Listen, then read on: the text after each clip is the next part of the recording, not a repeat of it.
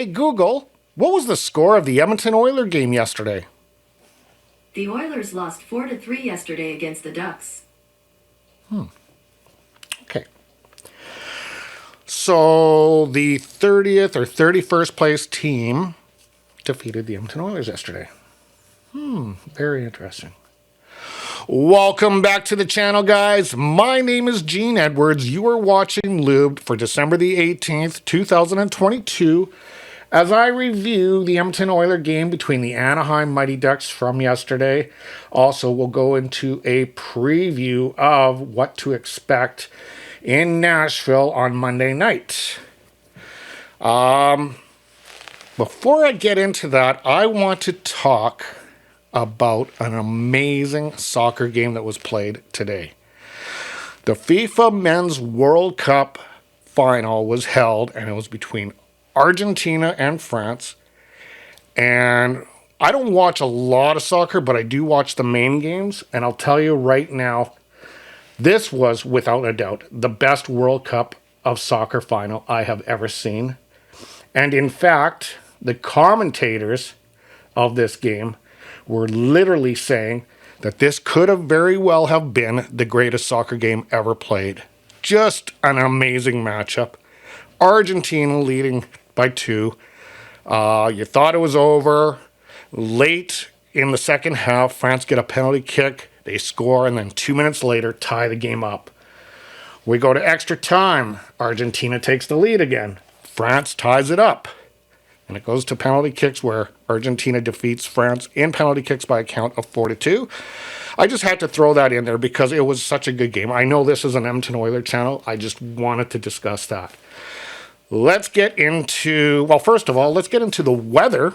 I know I'm going really off topic on this one, but you probably would rather hear this stuff than what happened last night in the Edmonton Oilers game.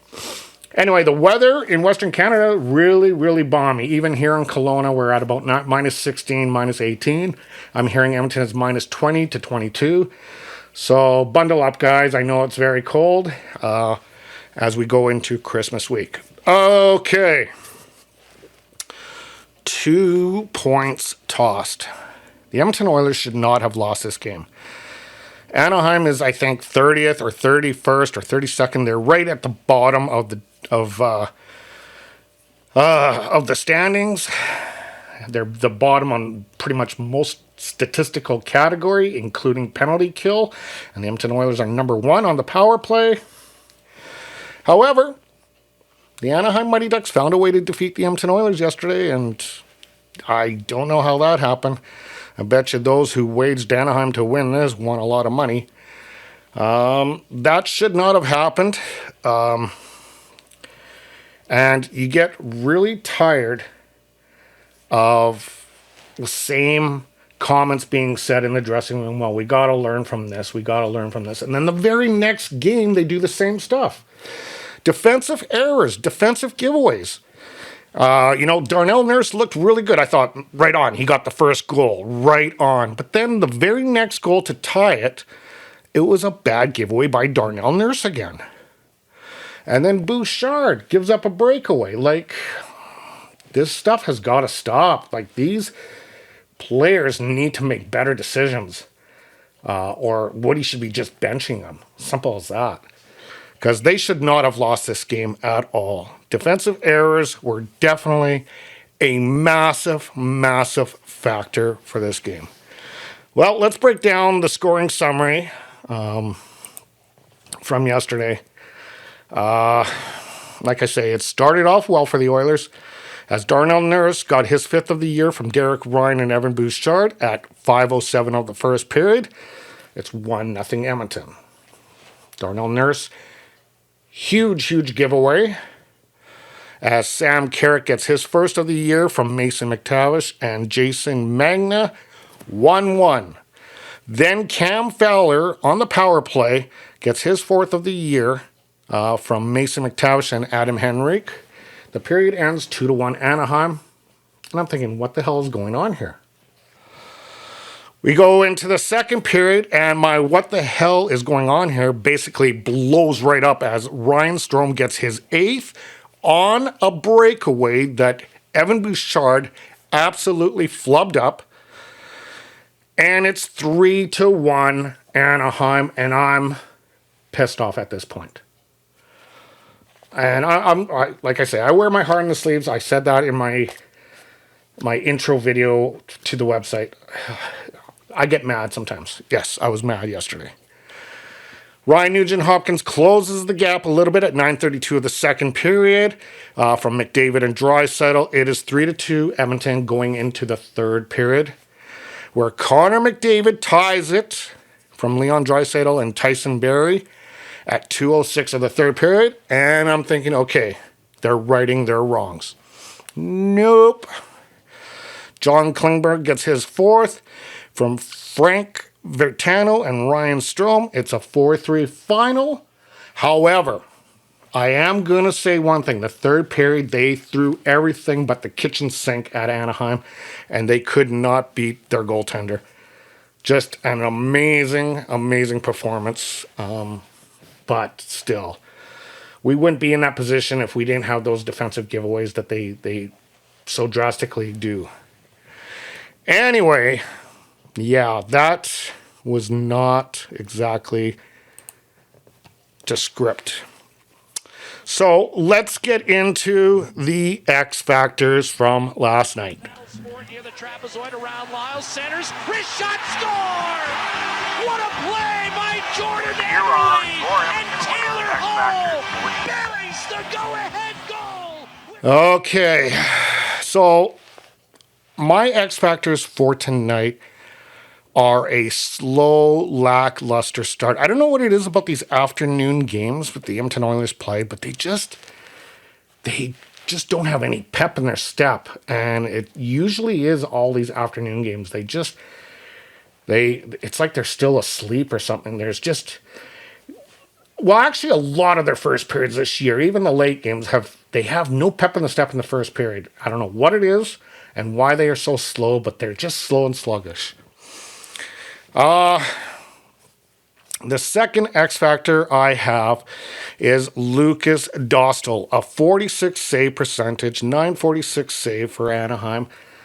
He really held them in the third period. Let's be honest. Edmonton threw everything at him. That's when Edmonton had a lot of pep in the step, but it was already too late at this point. Lucas Dostal definitely kept the game where it was at, held the fort for Anaheim last night. And there you have it. But the biggest X factor for last night, or last, I guess, afternoon, is the defensive giveaways. Hence the title, Give It Away Now. Yeah, Bouchard, brutal. Nurse, brutal. They say they got to learn from this stuff. Well, let's start putting your money where your mouth is and actually learning from it.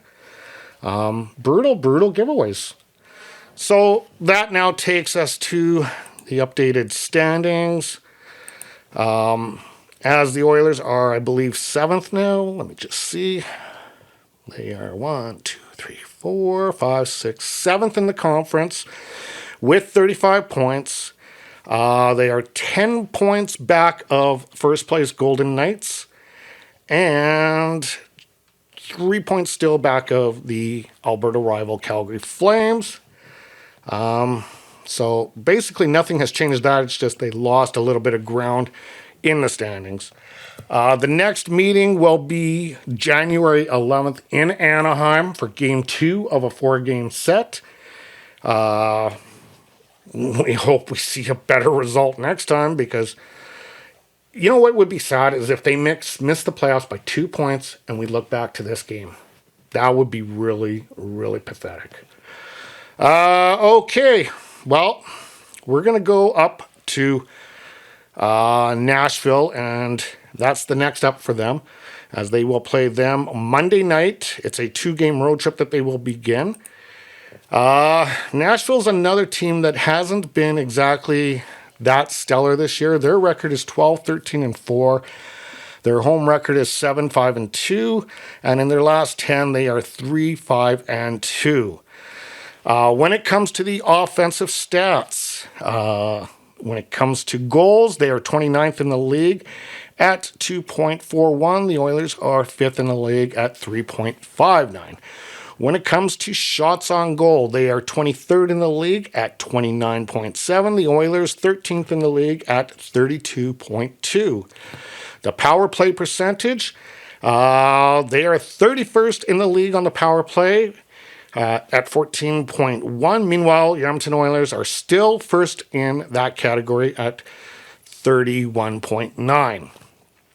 When it comes to face-off percentage, they are 5th in the league, or tied for 5th, at 52.9, so they're strong on the face-off dot. The Oilers are 17th at 49.8. Shooting percentage, they are 31st in the league at 8.1, and the Oilers are 7th in the league at 11.2. When it comes to the defensive stats, goals allowed, they are 16th in the league, allowing 3.7 goals per game. The Oilers are 22nd in the league, allowing 3.41 goals per game. Shots on goal, they are 27th in the league, averaging 33.1. The Oilers are 23rd in the league, averaging 32.7. When it comes to penalty minutes, they are 23rd in the league, averaging 10.8 minutes per game. Meanwhile, the Edmonton Oilers are 8.6. That's 11th in the league. And finally, when it comes to the penalty kill, the Nashville Predators are 19th in the league at 77.2. The Oilers are 25th in the league at 73%. When it comes to the goaltenders, they have Stuart Skinner here listed at 915 save percentage. So he's slipped down a little bit. UC Saros is a 911. It's going to be a tough one. It's going to be a tough one, and they're playing in front of Nashville's fans, so they gotta start picking up some points. I'm still upset that they lost yesterday's game. That was an easy 2 points, but it is what it is. We have to move on from it, and that's what we will do. Anyway, guys, as always, that's all I got for you. Those of you that are new to the channel or witnessing it for the very first time and you like what I see and you like what I present, feel free to hit like, share, and subscribe. For everyone else, I will be back reporting on the Nashville game and a preview of the upcoming Dallas game, the second of the 2-game road trip. As always, guys, stay healthy, stay happy, stay hydrated. We will talk soon. Keeps bleeding from the words I spit, so sharp, so freezing, so cold. Behold, frostbite, they feeling I could tear you apart.